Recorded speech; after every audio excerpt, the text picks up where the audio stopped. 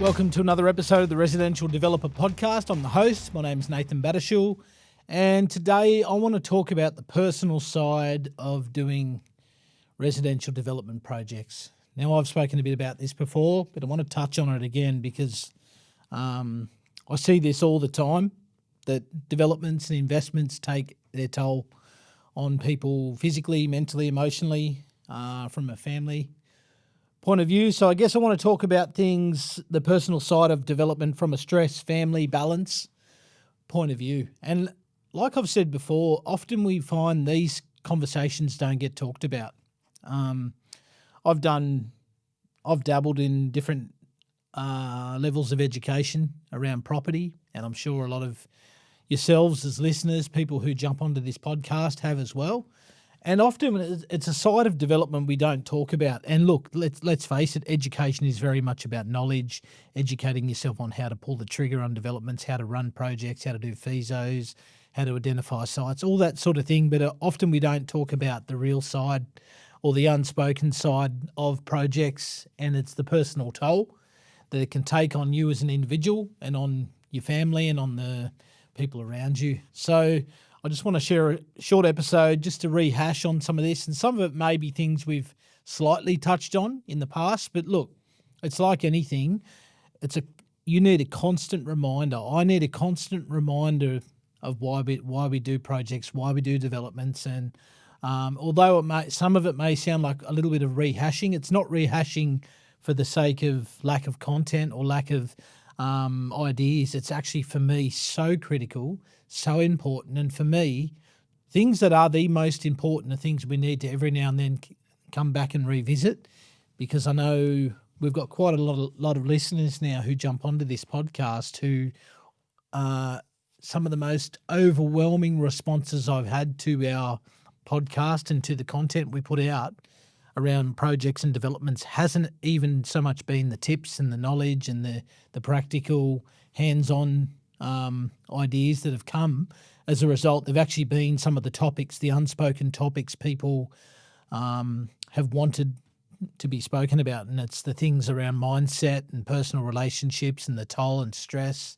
worry, anxiety, all the different things that don't get spoken about and often get left unsaid because, let's face it, people use all their successes these days to sell or to productize what they do. And for me, I've always been someone, who's a little bit more real. What you see is what you get. And I just think you learn a lot more when you hear the battle stories and you hear the true, the true struggles and the true hardships that come as a result of projects and developments. So have you ever had a project that's kept you up at night?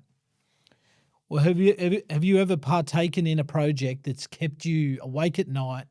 It's kept you worried, concerned for the viability of that project. And I'm sure if anyone's done one or more projects, you'll have had moments where the stress of it has kept you up at night. I know I definitely have, where decisions need to be made, or where there's potential risk, or where there's concerns, or there's worries, or there's different things that come in to play that you didn't expect. Even if you did preempt for some of them, the reality is there's certain pain that comes with the result of stretching and growing and moving. I heard a great analogy once that you look at an elastic band, when you pull it back on your finger, it goes under tension, but it's not until it then lets go and it propels forward. And often, in order to go forward, we need a level of stretching, we need a level of pushing. And a lot of people will never go forward because they won't allow themselves to be stretched. So I think when doing projects and developments, there has to be a level of stretching, a level of growing, a level of being able to really enable yourself to go through some pain and struggle. Because let's face it, it's in the pressure that forges greatness. It's in pressure often that forges strength. You look at a lot of sports people, it's under the pressure, it's under the hardship, it's under the endurance, it's under complete pressure where greatness is born and greatness is grown. And I think it's no different when it comes to development, that it's often under the struggle, under the pressure, under all of those things where exciting things get born. but you can't stay constantly in that space. I don't believe you should anyway.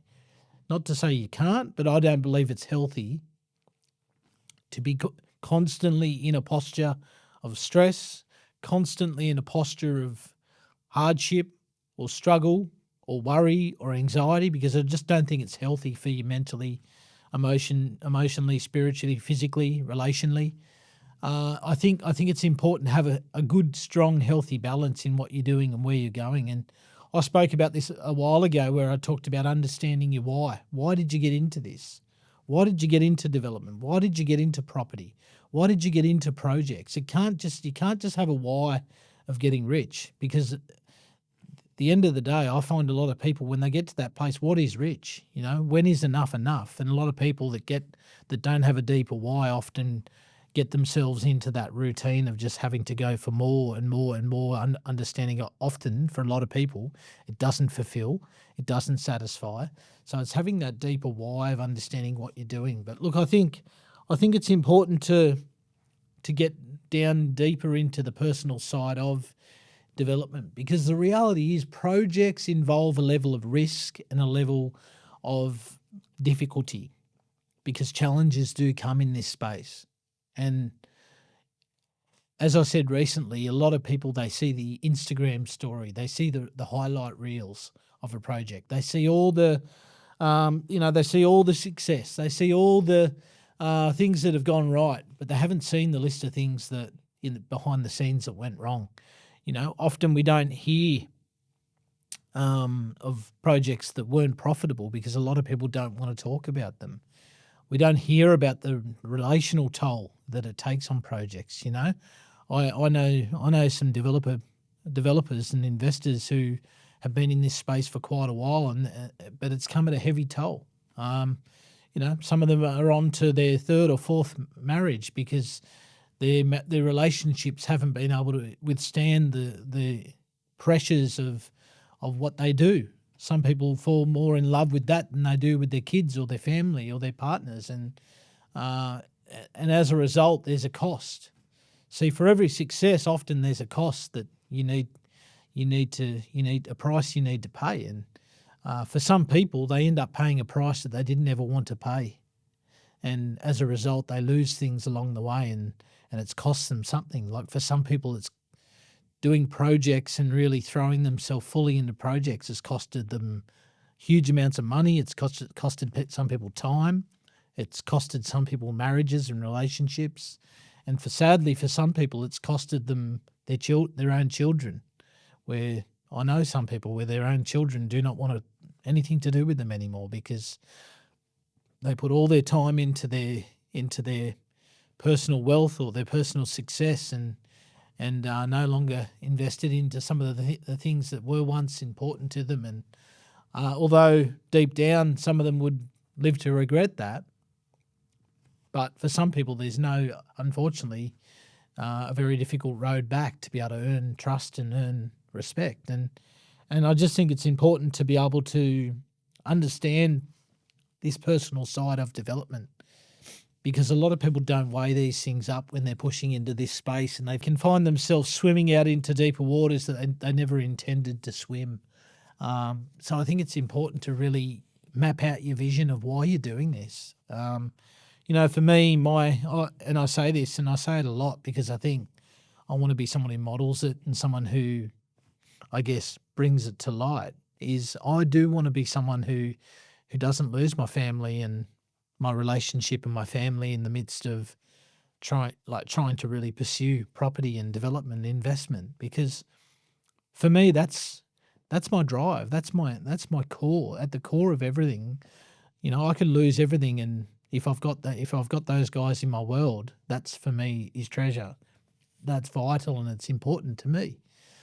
So I need to protect that, and I need to guard that, and I need to set up things in my life and in my world so that I don't lose sight of that. And let's face it, there's some weeks where I fail at that as a husband or as a dad, where I really miss the mark in that space, where if I'm honest with myself, I can really suck in that space. And that's where you've got to continually, during a project or during the journey of what you're doing and really reassess, how did I go? Like for some of you guys who are listening who have done multiple projects now, have a look at what the things you value and have a look at the things you want to protect in the journey of your projects and your developments, and really have a look at, okay, my last project, how did I go in that area? Like for you, if you want to protect your physical health, for some people, they throw themselves so deep into a project that their health goes out the window. That could be physically in terms of like not working out, not going to the gym, but it could be also having quiet time. Like for some people, one of the healthiest things they can do is just have that little space in the morning where they can walk on the beach or walk the dog or get into nature or go for a bushwalk or meditate or whatever, or pray or whatever it is that you do to slow down from the pace of life. And you might look at your last project and really be able to be honest with yourself and be clear with yourself and be able to really just weigh it up and say, you know what, in my last project, I threw those elements out the window. I let the stress of the project get to me. I lost some of my core values. I lost some of my important key things that help me tick and help me operate the way that I need to operate and want to operate. And the beauty of projects is you get to design your future. You get to design what that can look like. And although you may have struggled, you might be in a partial point of struggle at the moment in your project. Well, that's where the beauty is. You can reset. You can have a look at it and say, okay, what areas are letting me down? What areas is it hurting in my life? It could be hurt. You could be taking all your stress home to your partner or your wife or husband. You could be taking all that stress home and it's starting to impact your relationship, and you know that it's not healthy and you know that it's not good in the long run. So you can look at it and you can take it and you can own it, and you can look at it and say, okay, what are some protective mechanisms I can put in place to ensure that I don't deplete things that are important to me? And it could just be deciding, little things that you want to do to ensure that you protect that element. Like for me, only last night I surprised my wife and just sorted out dinner for the kids and then just said, let's go out for dinner. She wasn't planning it. I wasn't. It was a spontaneous thing, but we just had a couple of big days in the business, and it was just an opportunity to take some time out. Now, the spontaneity of it is helpful, but I just knew that she was, she'd had a couple of massive days. We both had a couple of big days within the business that were quite taxing, doing a lot of content, a lot of stuff that we were doing, and she'd put a lot of that together, and so I knew that it would be something that would fill her tank. And it's okay to go hard and run hard sometimes, but you've got to always take stock of what's important. So and for us, we've just got little things like if we go out for a night for dinner or whatever, we've just got this unspoken thing that we don't talk about work. Although we do life, like we run a business together, we have times where we talk about work, but generally we try and protect it and make sure for us. And again, I'm not saying this has to be the same for everyone, but for us, we do it in work hours, like when we're on. That way, when we're off, we're not business partners when we're switched off. We're life partners before anything, and that's just something we've personally put protection mechanisms in. And I know a lot of people who do projects with their life partner or developments. So for us, there's that time where we can envision and we can dream and we can talk. But for us personally, we just know that if we build our whole foundation on a business or on that type of thing, we lose that element of relationship, and we lose that element of of us before there was a business, before there was developments, before there was any of that. And we lose that the awe of what that is. And look, we by no means have arrived. So much of what I learn is through stuffing it up and through mistakes. But look, I'd like to think that I'm definitely on a journey of moving ahead and moving forward. And for me, it's acknowledging and understanding what matters and what's important. Another one with our kids, I've just decided I want to be a dad that's present in my world with my kids. So, I coach my son, I coach the kids, some of the kids' sports. And sometimes that means that I leave work early some afternoons. But it also means that because I've got businesses to run and I've got developments and different things, like quite a full world, my family understands that there's times where I've got to switch on. So for me, I'm often out the door before anyone else, and I'm up. When the rest of my family's asleep, I'm up.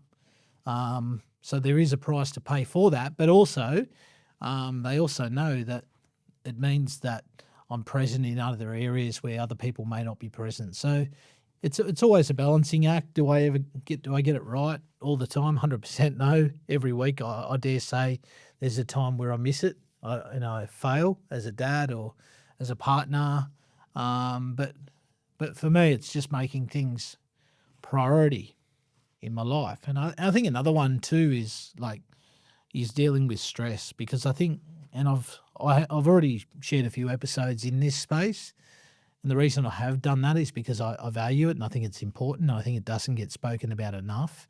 Is stress is a killer, and look, a lot of my listeners are probably in that stage of life that I am, where a lot of our listeners have lived a bit of life. They might be in their anywhere from 30s to 60s. Some of our listeners are even in their 70s, but a lot of our listeners tend to be in that 30s, 40s, and 50s age, where you've had a bit of working life. You've been able to generate some wealth, or a portion of wealth, or you're on the journey of trying to generate some wealth, and you've lived a bit of life. But I think stress can be a huge killer, and it can cause obviously huge levels of sickness, and it can cause so many health concerns can come as a result of stress. And I think you need to become great at managing stress and understanding how you can deal with stress and not.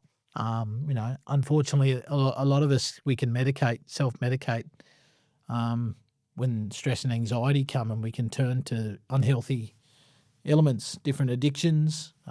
We can turn to substances. Like for me, I'm amazed at the amount of developers and investors who dabble in, recreational drugs. And although I'm not here to judge, or I'm not here to make the podcast about that, but I actually think the reason why, let's look at cocaine, for example.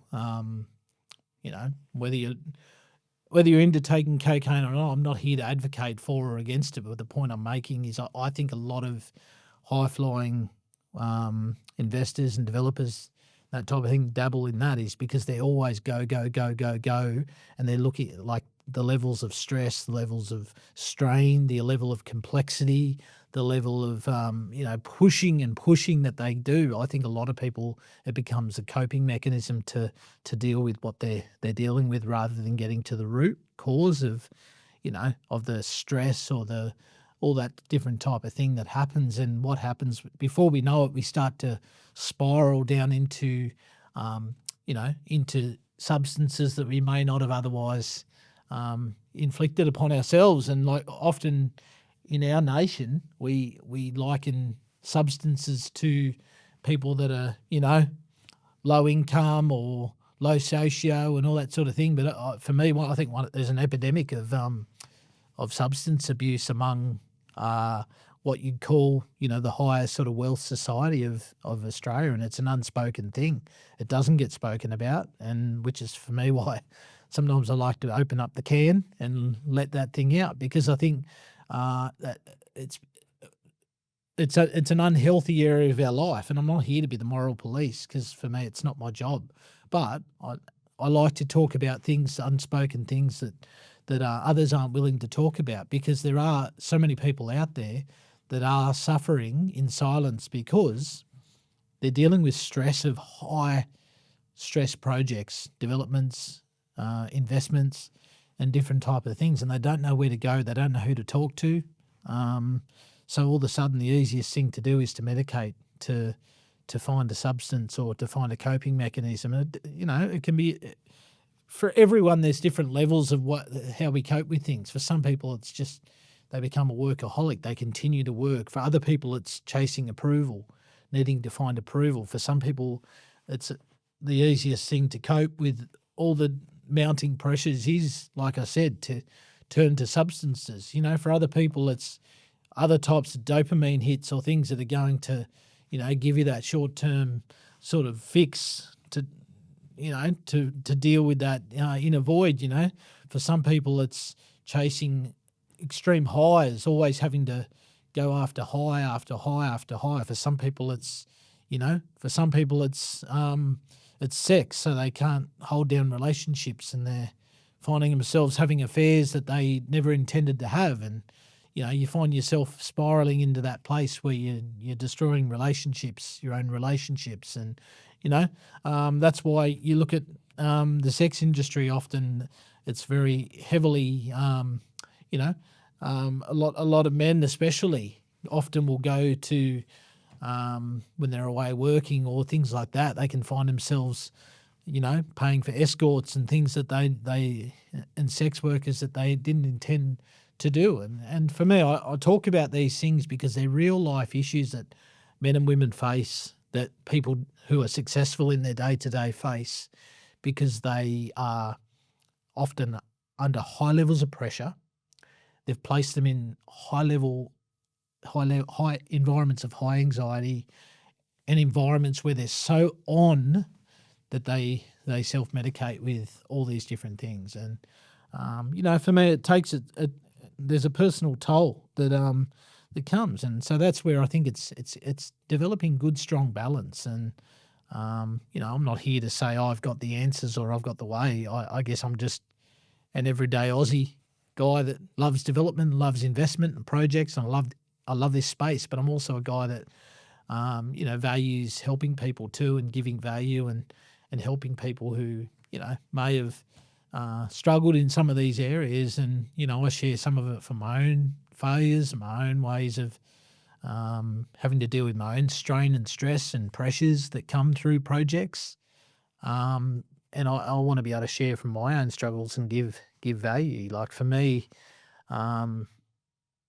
it's just I've had to learn to develop a balanced life. So for me, it's looking at the things I value. Like for me, I love what I do. Like I absolutely love my job. I love my business. I love my career. I love projects. I love development. But for me, I'll gladly give up every single one of those things. Like for my wife, my kids, those things, they're the two most important. Like they're extremely important to me. And like for me, they will always come first ahead of those other things. Now, does it mean sometimes I have to prioritize some projects? 100% it does in business and all that sort of thing. There's a cost.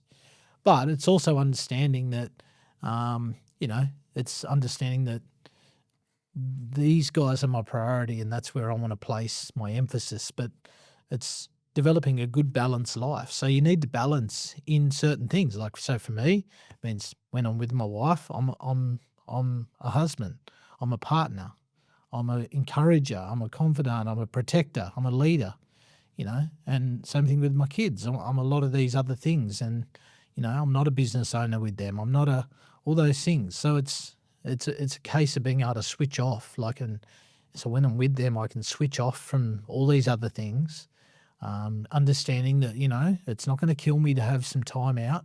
It's not going to kill me to enjoy my weekends. It's not going to kill me to have time where I switch off of an evening or, for me, it just means as soon as I get out of my car or out of my ute at the end of the day, I shut that door. I'm walking into my house and I'm walking into my house as a husband and a dad. It's understanding my role in that place and making decisions with that. Sometimes if there's levels of stress, it's good to talk about those things, but it's also good to take stock and understand that, hey, you know what? For me, every day when I get up in the 5 days a week, I make fitness and health a big priority early in my day. For me, it's something I value, but it's also something that energizes me and gives me the energy to be a great leader during the day. to be healthy for my kids and my wife, and build longevity. But it's something I've come to enjoy too, and I understand that it helps me deal with relieve stress. But it keeps me sharp and keeps me active, and so for me, if I value that, I need to prioritize that, and prioritizing those things actually make me do things in my world and in my profession a lot better anyway. So I truly believe I lead better when I look after my key priorities anyway. When I'm a good leader at home, I'm a good dad, I'm a good husband. When I look after my health, where I look after my mental state, all that sort of thing, it helps me do what I do better anyway. And so for me, it's like a battery. It's pointless running a battery flat and then having to sit it on the charger again. Like for me, take those times out, replenish the battery so you can outwork the power of that battery. It's pointless having a battery sitting on the shelf. The job of a battery is to be plugged in to the source and then used.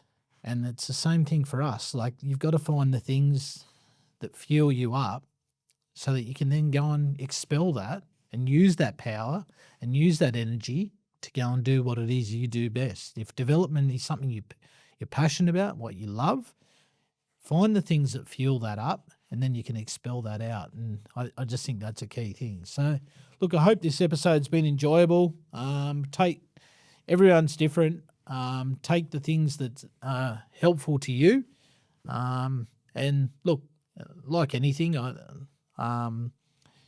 if you are going through severe anxiety or worry, or even just getting difficult thoughts coming into your head, like go and get professional help. Don't fight it alone. The best thing you can do is get help, and I've had to do that over the course of my life at different times to get support and get help. But I think it's important to have these honest and real conversations because a lot of people aren't having them.